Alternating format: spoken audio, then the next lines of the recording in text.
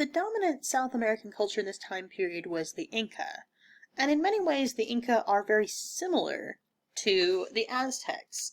They are the dominant culture that has an extensive empire at the time of contact, but are quickly defeated by Spanish explorers who are intent on colonizing and theft of wealth.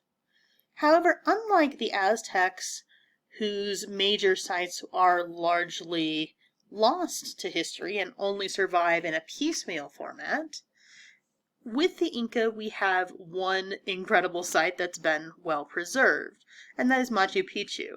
Obviously, this is a major tourist site. It's visited by thousands and even millions of people every year. And Machu Picchu really gives us an idea of the skill of the Inca builders in adapting to a very difficult environment and very difficult part of the world. Machu Picchu itself is at about 8,000 feet of elevation, so quite high.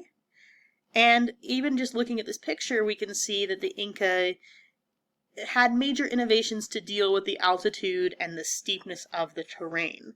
Looking in the background of this photograph here, we can see several sets of terracing. And that terracing provided a flat surface for agriculture, as well as a kind of trickle-down irrigation system. The top terrace could be watered, and any water that wasn't absorbed by those plants would trickle down to the next terrace, and so on, requiring less water to be hauled and deployed on crops. Machu Picchu was also possibly a royal retreat. This is a place where the emperor could go to get away from the problems and responsibilities of his office. And last but not least, it may have been an important religious site. So if we look here, unlike the right angles and square corners we see everywhere else in Machu Picchu, the one building that has a rounded side is this building that we call the observatory. This is built around an outcropping of natural rock, which we can see in the center of that semicircular building. And that natural rock has been flattened and smoothed to make a bed or a platform-like shape in the center here.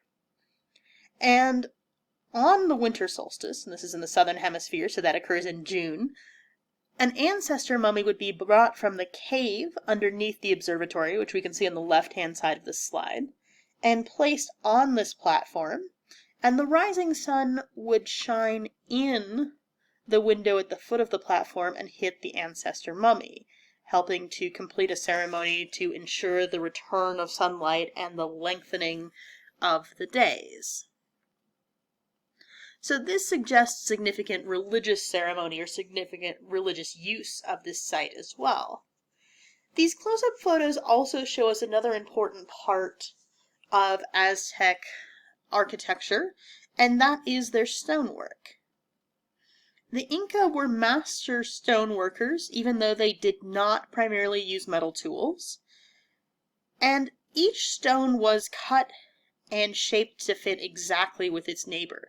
We can see that even today these stones fit very closely, and they use what's called a dry masonry style with no mortar or glue of any kind to hold the stones together.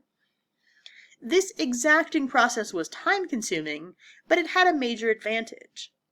The Andes are seismically active. This is an area where earthquakes do occur. And in the event of an earthquake, these stones fit so exactly that they will tend to shift and rub over each other, but settle back into their original positions once the earthquake is finished.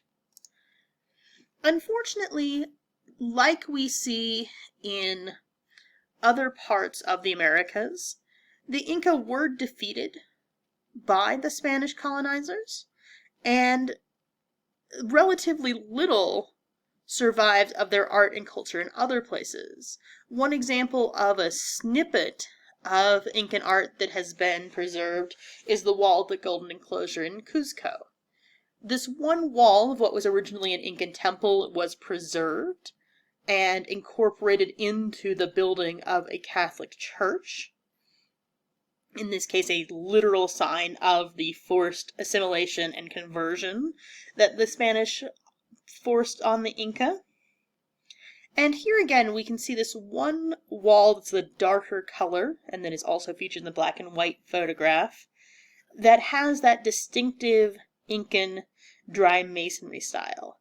This was originally part of an important temple in the capital of Cuzco that was dedicated to the god of the sun, moon, and stars. Some Spanish accounts of this temple say the walls were entirely covered with gold, but many art historians doubt this at least was literally true. And instead they suspect that in the temple dedicated to the god of the stars, there may have been flecks or small pieces of gold embedded in the wall.